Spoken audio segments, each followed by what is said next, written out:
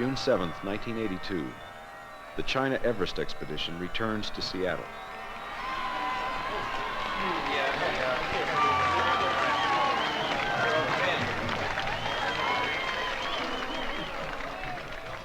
This welcome home celebration marks the end of a 3-month journey that has taken some of the best climbers in the country to a part of the world that has been closed to Westerners for nearly half a century. The thrill of being on the world's highest mountain is momentarily forgotten in the reunion with friends and loved ones.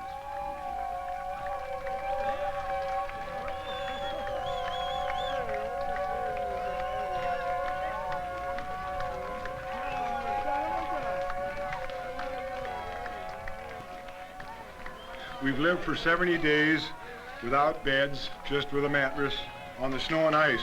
We've been just about 3 months without showers or without a toilet. We've cooked all our own meals, and that's why we're so skinny. We've lived in a vertical environment, or near vertical environment. We've been in winds over 100 miles an hour and an average of 50 and 60 miles an hour almost every day in the month of May, except May 1st. With all the stress and hardships, we lost a team member in a tragic accident on top of the mountain.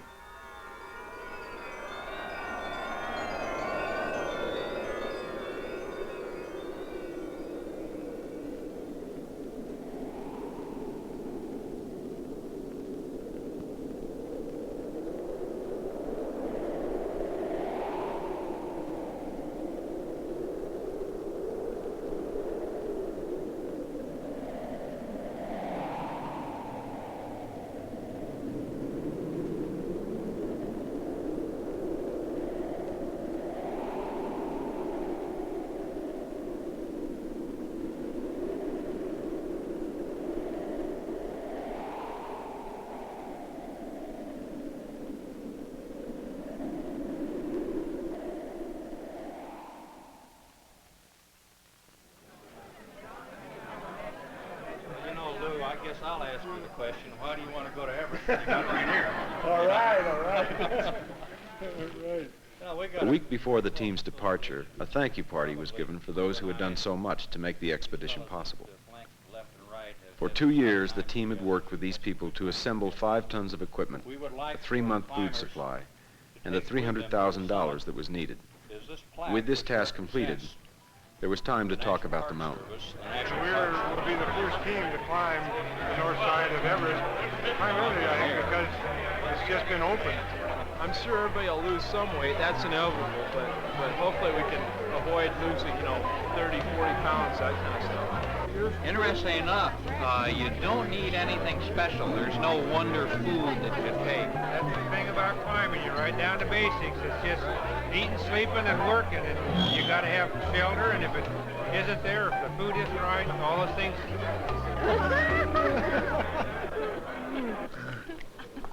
Everest will never be like this. Amen. Amen. How long are we going to stay in Lhasa?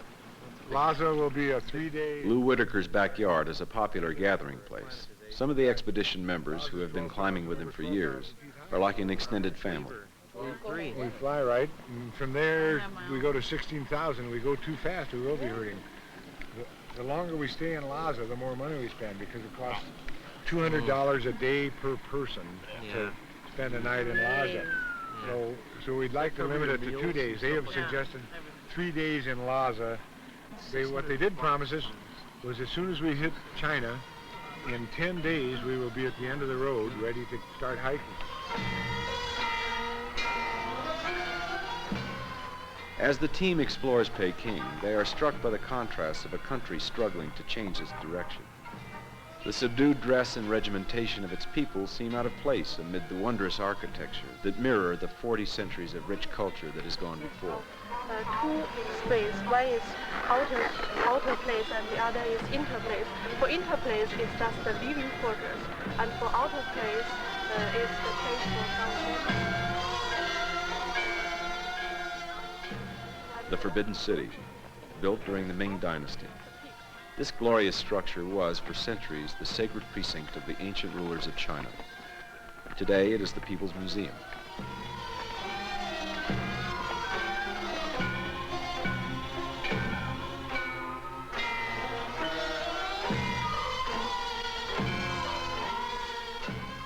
Great Wall of China, one of the 7 wonders of the world, a giant earth and stone structure that has a length of nearly 4,000 miles.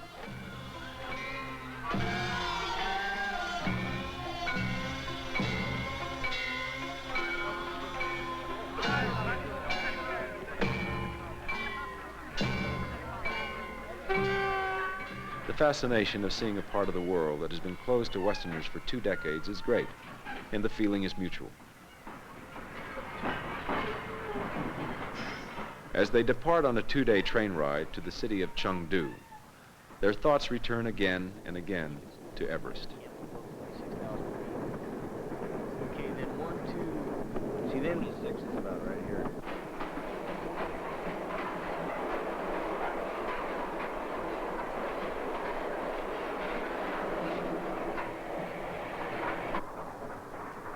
I dreamt about those rolling brown plains and the city of Lhasa, and we've all read about them from our youngest ages. So when Tibet and China opened up, boy, that's the plum. Anybody would go there, even not to climb a mountain, and then if you could climb a mountain too, that's frosting on the cake. The team leader and main force behind the China Everest climb is Lou Whitaker. The Whitaker name is well known in international climbing circles. Mountaineering is his life. He lives at the foot of Mount Rainier and operates the Rainier Mountaineering Guide Service. Each spring, climbers from across the U.S. travel to Mount Rainier to try out for a position with the Guide Service, the most prestigious in the country. I think a little talk and a lot of practical is what you want.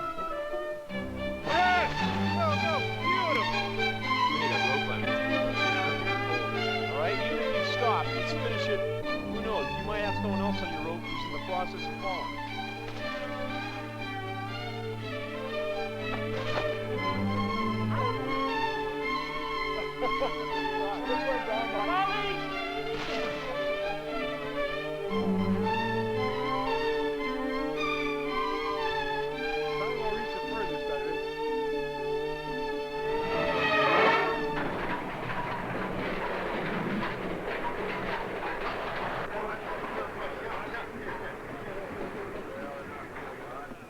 The train ride gave the team a chance to sample the local fare. Their opinions were as mixed as the menu.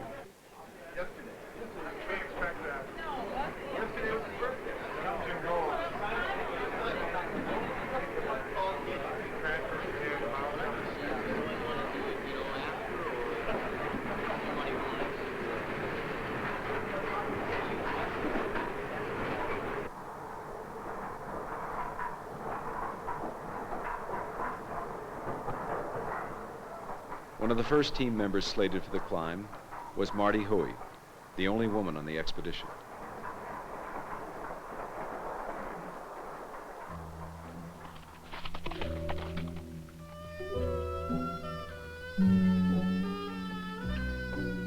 I'm going to try, I hope to be, the first American female to climb Everest.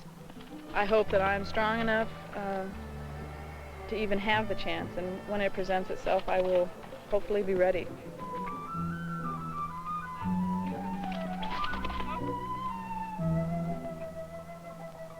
I think an interesting aspect to this climb that, as a guide, I think about or wonder about frequently, and that's the difference between what makes a good mountaineer or a good climber and a good guide. Most of the people on this climb are guides or have been in the past. I don't think it's going to be a problem, but you're going to be putting people in a different position than we're kind of used to, because as guides you are in a leadership capacity, and we're all used to doing that. And I think Lou is a strong leader and will probably be able to, amend any problems along those lines that arise. But I think it's going to be very interesting for everybody as an individual to just go as a climber instead of a guide. 10 years earlier, she had been a cook for the Guide Service and had risen from there to become one of the foremost climbers in the country. I think it's the challenge of it. You're continually putting yourself in a situation where you maybe have to call on, a lot of other qualities that you can't read about in books and that you can't go to school for, that you can't really train for. You're dealing with very basic things. I mean, it's one foot in front of the other, and you either are capable of doing that or you aren't. I think that if I am physically and mentally prepared, that I'll have a chance, but I have no idea how that chance will present itself. I think the mountain will determine who will be ready to climb.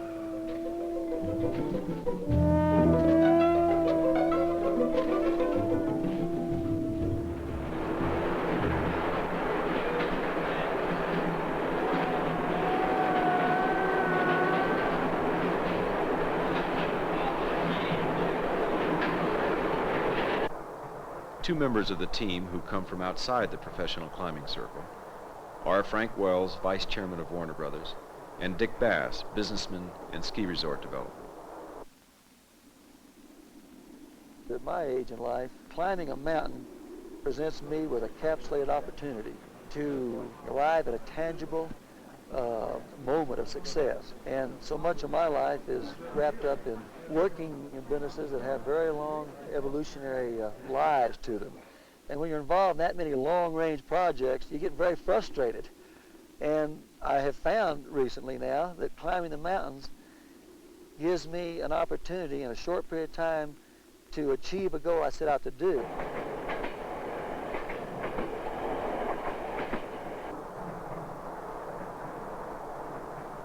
The oldest climber and lifetime outdoorsman is Dave Mayer, 54.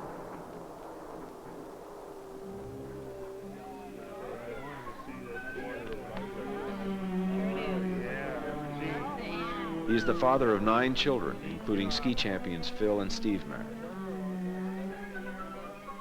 After raising his family, he is finally realizing a lifelong dream.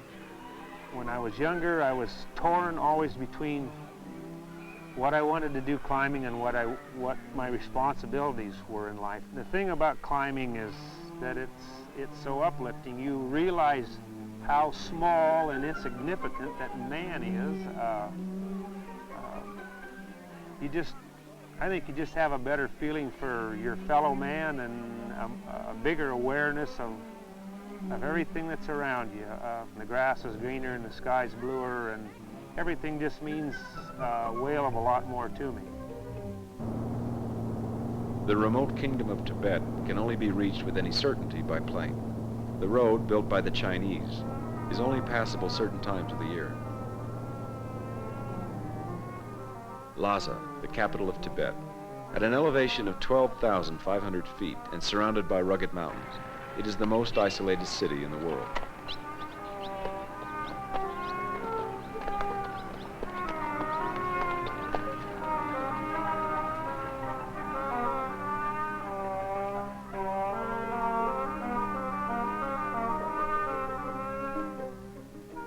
It was occupied by the Chinese in 1950. The harsh repression that followed forced their spiritual leader, the Dalai Lama, to leave the country. Only recently has the stoic resistance of the fiercely independent Tibetans brought about a relaxation of control.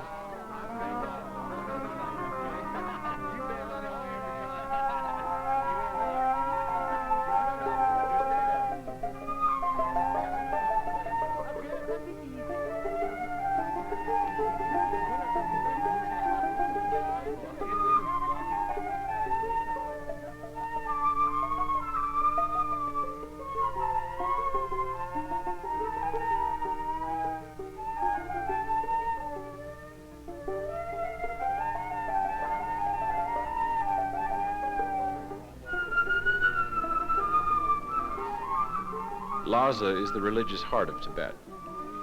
Practicing an intense form of Buddhism, followers will journey at least once in their lives to God's place to worship, some prostrating themselves every several paces along the way.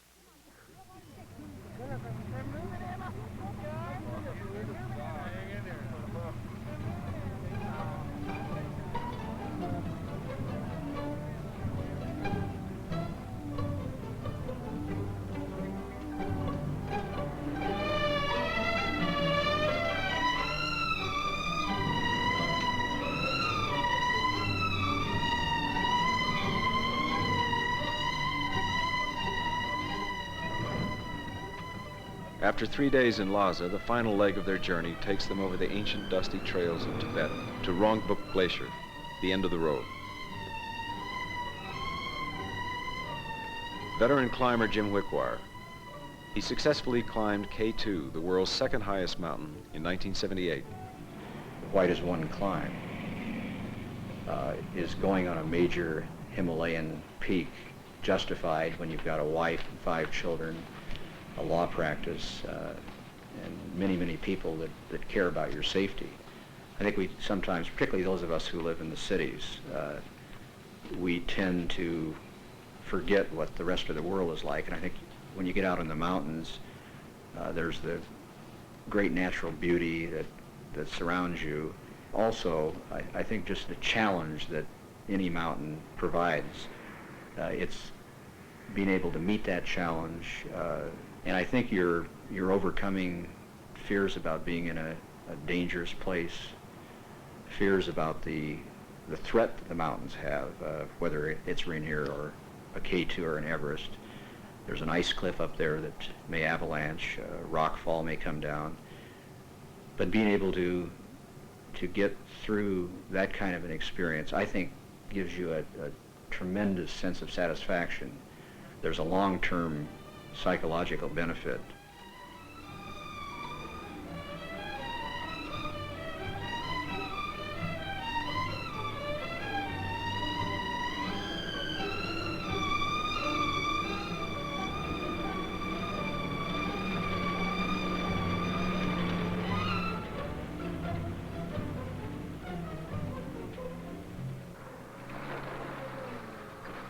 The expedition has to be entirely self-sustainable, and just moving that much equipment and supplies across areas that are frequently where there are no roads. So sometimes the hike into the mountain could be over 100 miles just to reach the base of the mountain.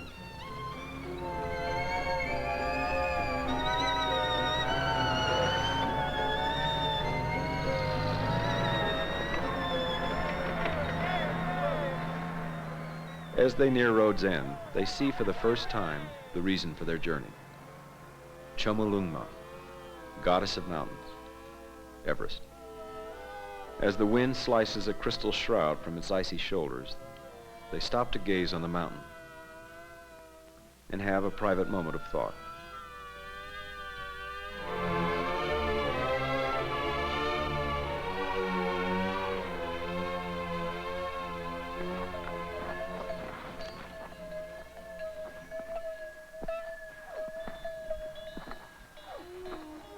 Road's End, Rongbuk Glacier, 16,900 feet. Here, supplies are transferred to yaks, the strange, resilient beast of burden in the Himalayas.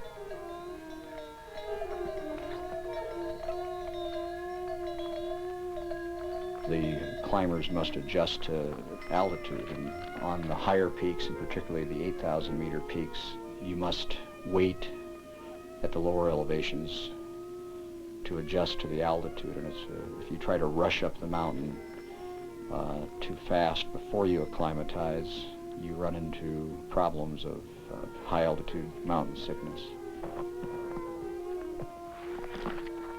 At 18,400 feet, supplies are unloaded and advanced base camp is established.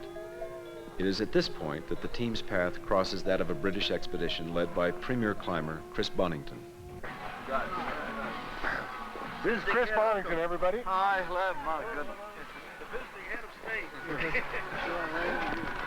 All right, welcome. Bonington's group, attempting an untried route on the East Ridge, will be mounting an alpine-style climb, a quick assault and retreat, using only 6 climbers. Well, with all 16 of you in it, you'll be warm. Here you go. Tusker? Like the opera? What is it? What is it? Oh, lovely. Oh, Tusker. Oh, I see. It's Tasker. Well, I see. You say Tusker. I got you. Hi, Charles. 4 miles back up. Just fine. Really recovering. It is a little high. Oh, terrific. Thanks a lot. Chris. How far is it? That's a week road. With advanced base camp established, they turn their full attention to the mountain. Because this is an untried route, There is no information from previous climbs they can rely on. They must plot their course by observing from below and by scouting to determine the route of the climb and the position of the higher camps.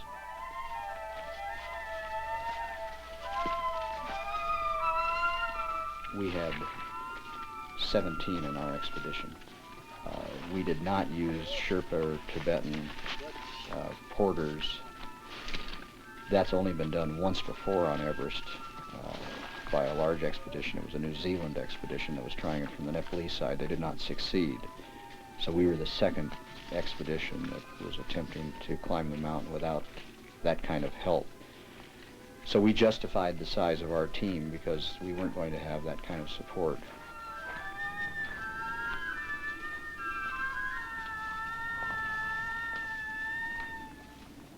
It's a much more satisfying experience when you're relying totally on your own resources.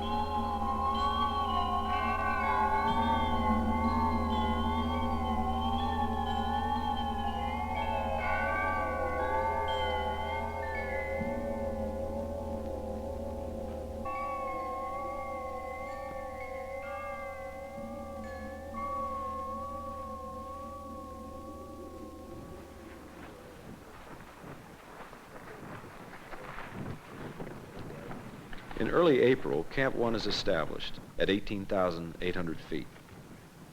While scouting continues for a location for Camp 2, the rest of the team begins the enormous daily task of sorting and carrying load after load of supplies and equipment up the mountain.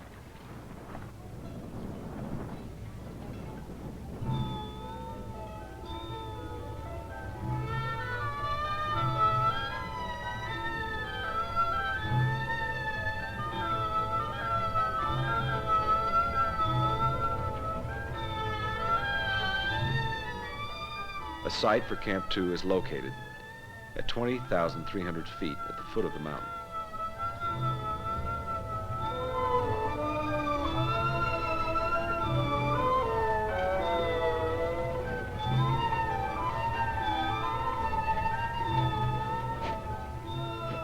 It's April 3rd and we've got Camp 2 established. It's about a 2 to 3 hour walk from Camp 1. It's a pretty good sled pull, but except for that last 30-40 minutes up that one hill is kind of a gut pull.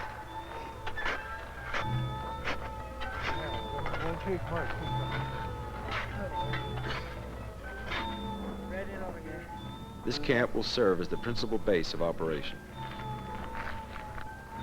But I think this is going to be a real excellent campsite, as long as we don't get too much snow. We're surrounded on 3 sides. The north face of Everest, the south face of Changsi, and the North Col. If it starts snowing in here, we could get a real high avalanche hazard. We think we've picked the one spot in this whole this whole basin, where we think if everything avalanched that it would stop short of this particular campsite.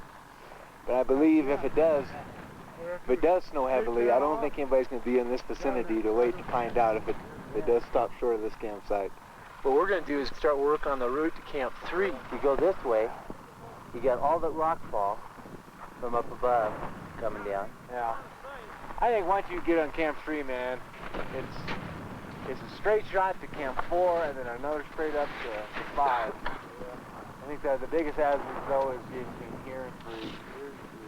Yeah, 4 will that really might be worthwhile to go up on that bench. Check. 4 will be a long day, but I don't think it's going to be as intense. You can see where all the dirt has come down and the rock.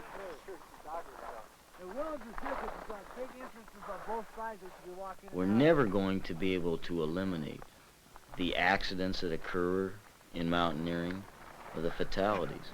Equipment in 1982 should not fail. if the team has done a reasonably good job of choosing the gear and maintaining the gear throughout the expedition, there's no reason for a major equipment failure to cause injuries and deaths. Human error is always going to exist as far as mountaineering accidents are concerned.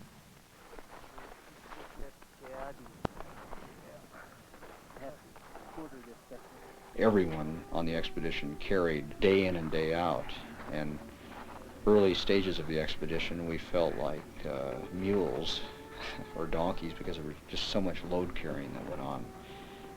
You would carry a load 10, 12 days in a row and maybe then get a rest day.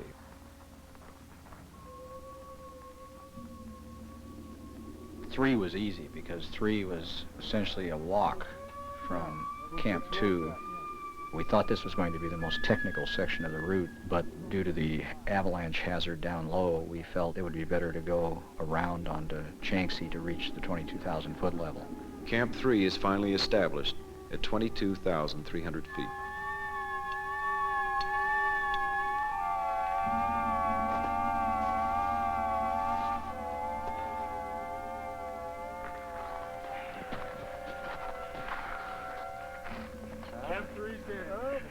As each higher camp is established, supplies are brought up.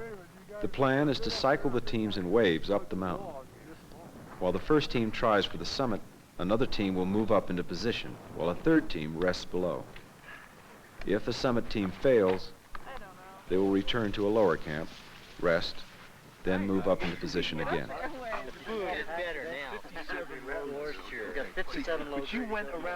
You don't realize how many little things you take for granted until you get up in the mountain, like changing your shorts or going to the bathroom. You have to be tolerant, you know, when you're living this close to people for this long. Without showers or any way to wash, your nose in particular has to be tolerant. Camp 3 is reinforced and 2 more tents are added.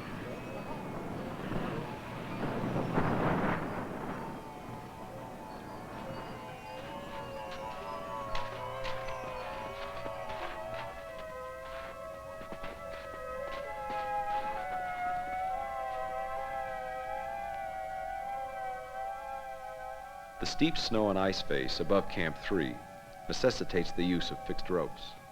This was the first time that we were on steep snow and ice, putting in ice screws and pickets and fixed ropes above Camp 3. So that is a slow process and takes several days of lead climbing to get the route in.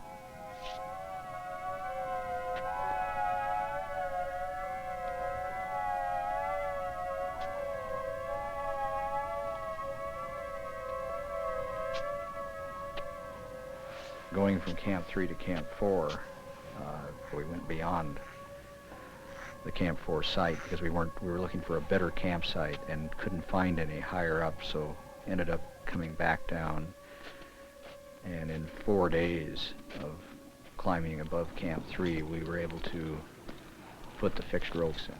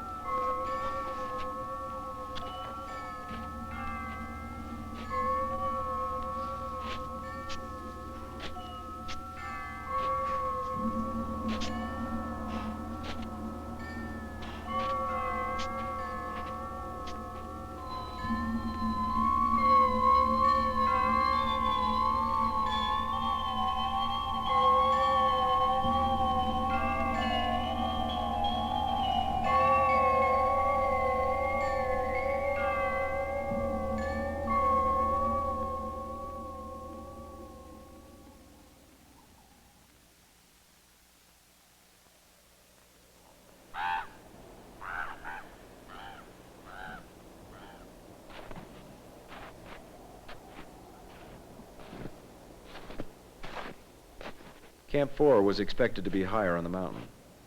Because of the difficult terrain, it is established only 1,400 feet above Camp 3 at 23,700 feet. It becomes clear to the team that not 5 but 6 camps will be needed. The distances the team can cover become shorter. Because the body doesn't absorb nutrition properly at this altitude, endurance is limited.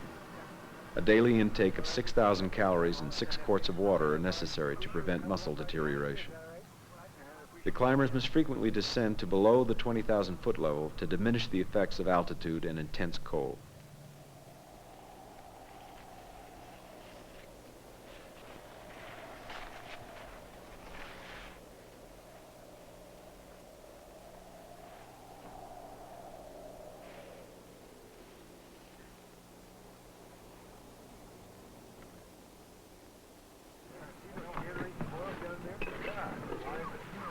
Oxygen is added to the list of provisions to be carried to the high camps.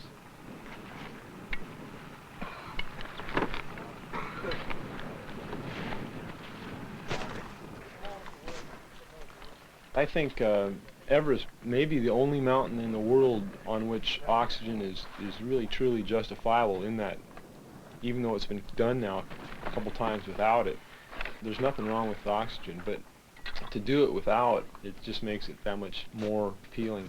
I think the chief help is to have the warmth that the oxygen gives you. When you're lacking oxygen at high altitude, there's just a shutting down of circulation and warmth out to those extremities at the extreme elevations and when it's as cold as it was on Everest.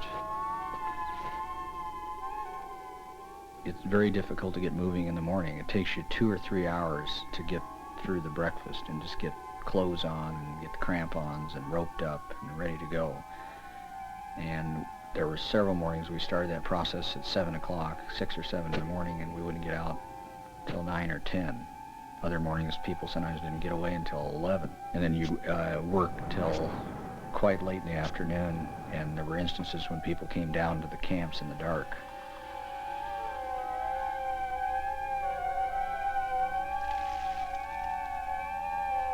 I once heard the reason that more Americans don't make the summits on Himalayan climbs is that they're too damn democratic. I think the larger the expedition, the more difficult are the problems of leadership in terms of it's easy when you have a group of 4 or 6 people. You almost don't have a leader. It can be very democratic. Decisions can be reached on a consensus basis. But as the expedition increases in size and reaches the size of ours,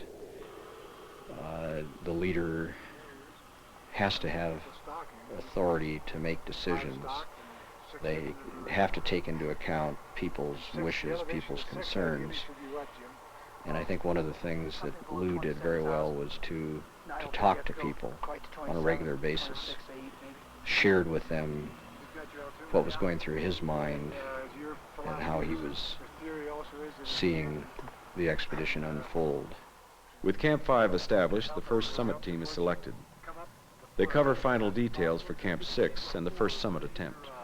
Joe and Ed possibly as well. Bass is up there, he's fired, he wants to stay up there and carry fuse and burn them out. Joe and Ed as well are on their way up.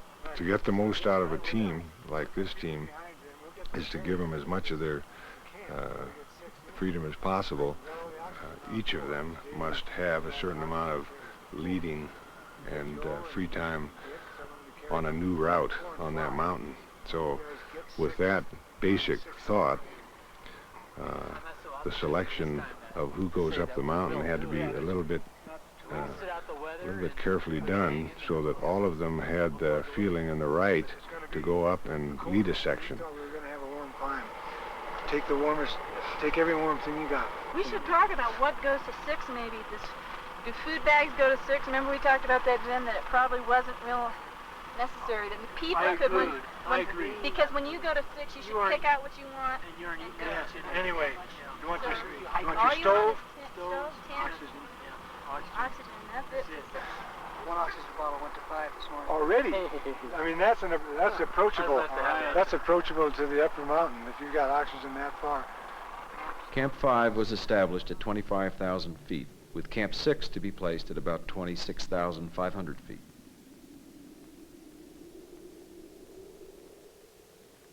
With Frank Wells breaking trail and Dave Mayer supporting them, the first summit team, Marty Hoey, Larry Nielsen, and Jim Wickwire, prepare to move up the mountain.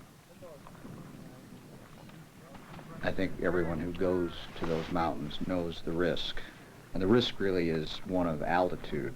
When you get up that high, your judgment is impaired, and most of the fatalities occur as a result of mental errors.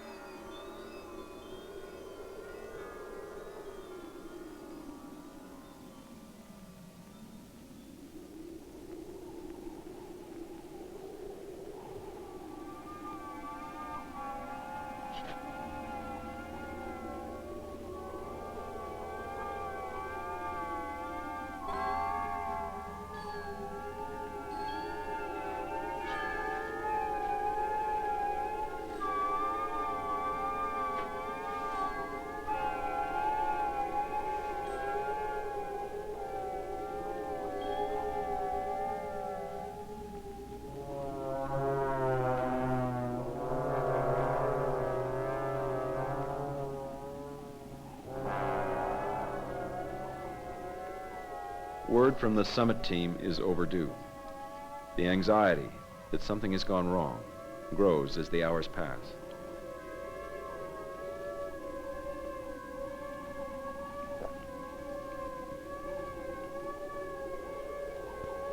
A radio transmission at the end of the day confirms their worst fears.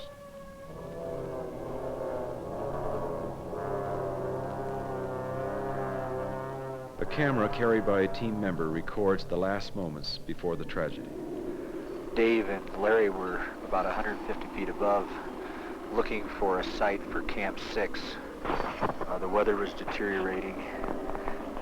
We could see them only intermittently through the swirling mists.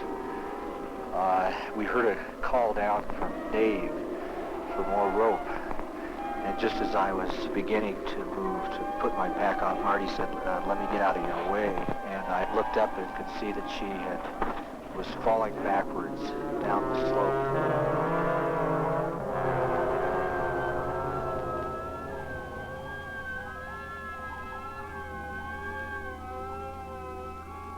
She was falling head first on her back. She rolled to one side and made a try for the rope, but couldn't grab a hold of it.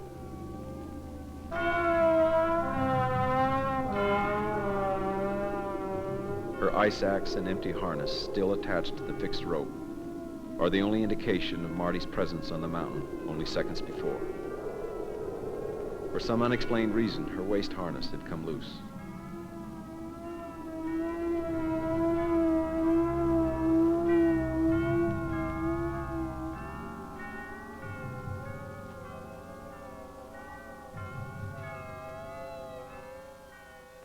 After the rage came the disappointment and the sadness.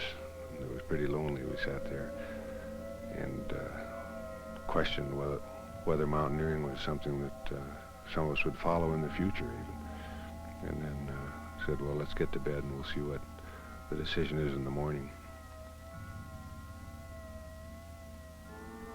The following day, Wickwire, badly shaken, is accompanied down the mountain by Dave Mayer. A search team determines that Marty's body cannot be recovered. Larry Nielsen, the remaining member of the first summit team, does not come down following Marty's death. Nielsen stays high in the mountain at Camp 5. He is joined by the second summit team, George Dunn and Eric Simonson. The next morning, the three climbers start for the summit. Above Camp 6, a knee injury from a falling rock prevents Simonson from going further. Nielsen still feels he can reach the summit and continues up the mountain alone. I personally felt extremely strong, and I'm sure part of that was the idea of going to the summit. I'm sure I had some adrenaline pumping through my body a little bit. And I continued up to 27,500. I got to a ledge, and I looked out. There's nothing higher, anything that I could see. And I looked up at what I had left. I started thinking of my family, and that was really the turning point, I think. I calculated that the chances of falling were fairly good, and I decided that I better come down.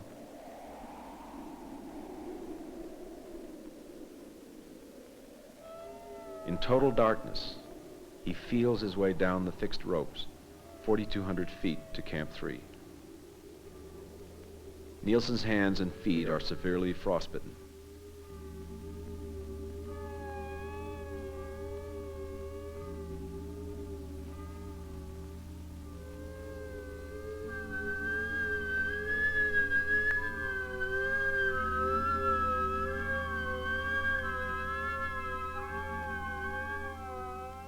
With the realization that for him the climb is over, he passes Chris Carabrock's classical horn mouthpiece to Jim Wickwire.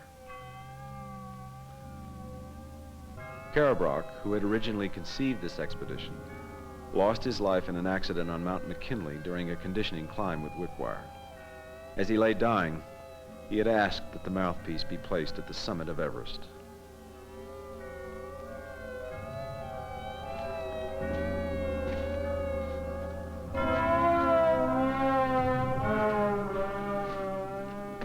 Time is running out. Food is in short supply, and the monsoon season is setting in. On May 24th, the slight break in the weather gives them their final chance for the summit. Larry Nielsen's condition worsens, and he must be evacuated to base camp by remaining team members.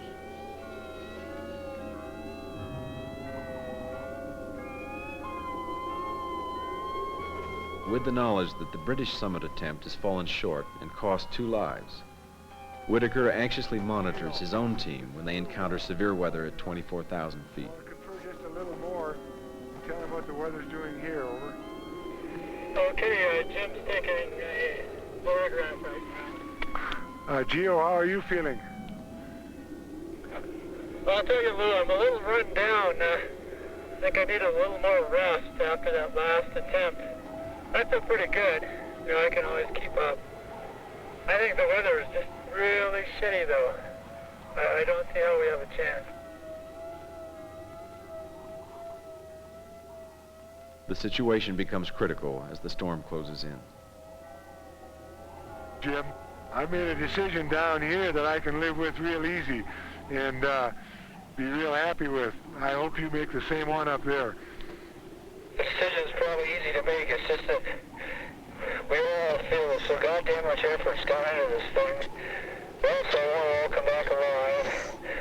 We've already lost one dear person. Over. Your choice, whatever it is my choice.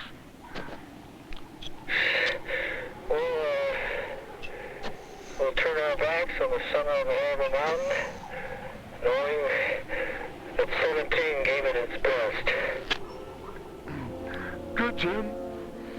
I appreciate it very much. God damn it.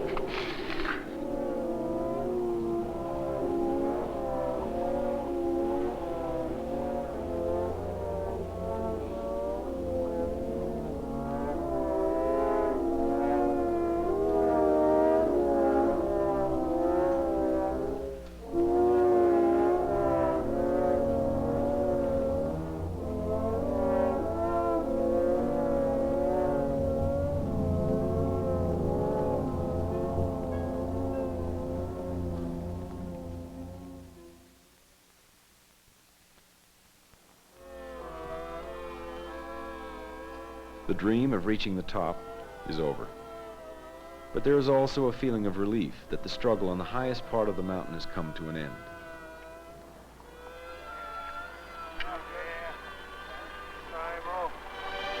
You bugger. Yeah. Thank you. Gio! Let's go, you mother. Come on in, Gio, my God. Hi, Lord. Joe, hallelujah. You gotta go, buddy. Yeah. Gio, man. All right. How was it up there? How was it? It was hell.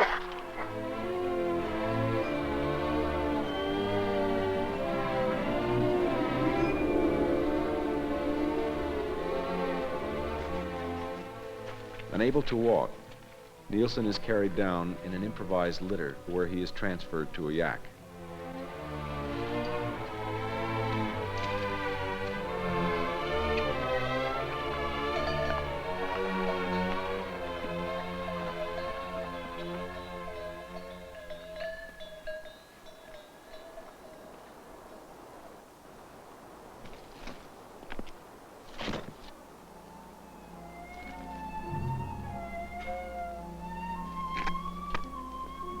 Before leaving their final camp, team members build a memorial cairn to Marty, facing the mountains she had loved. We lost Marty, we lost a lot of our spirit, a lot of our goal. And Marty will always be remembered as a beautiful young person. She left us that way. And as long as we live, all of us will age and sicken. Marty will remain healthy and in our minds just how she was on this climb, a very strong, alive woman who, to us, gave our team the spirit and cohesiveness that it needed. And we'll always think of Everest and think of Marty as well. Compared to all of you who knew her so well, I sort of felt like an outsider at first. You haven't made me feel that way after the 3 months we've been together. But the thing I will always remember about Marty is it was unfailing whenever I came back from a carry or climbing from one camp to another and she was there, and I'll always remember her with that smile when I came into camp. The most important thing in life is not the triumph, but the struggle. The essential thing is not to have conquered, but to have fought well. To spread these precepts is to build up a more valiant and, above all, more scrupulous and more generous humanity.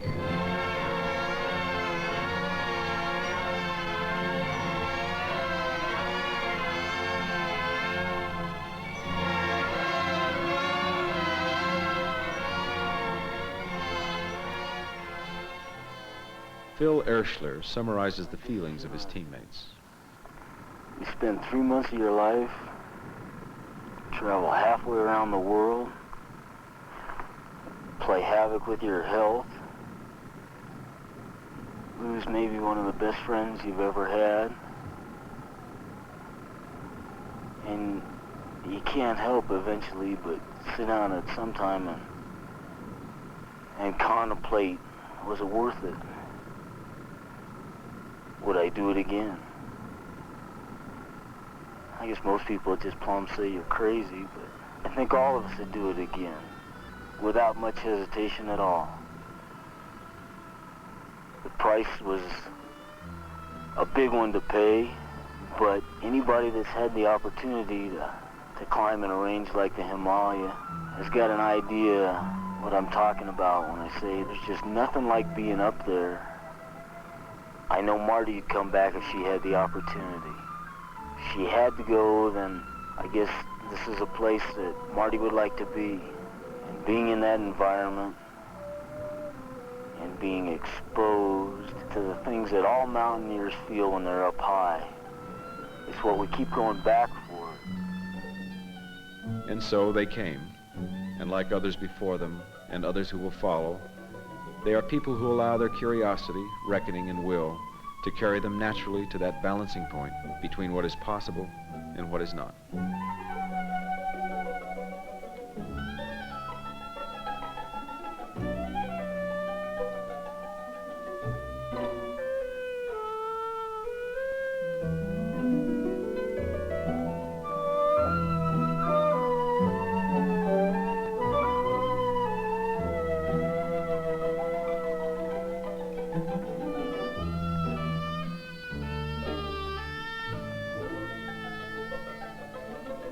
Thank you.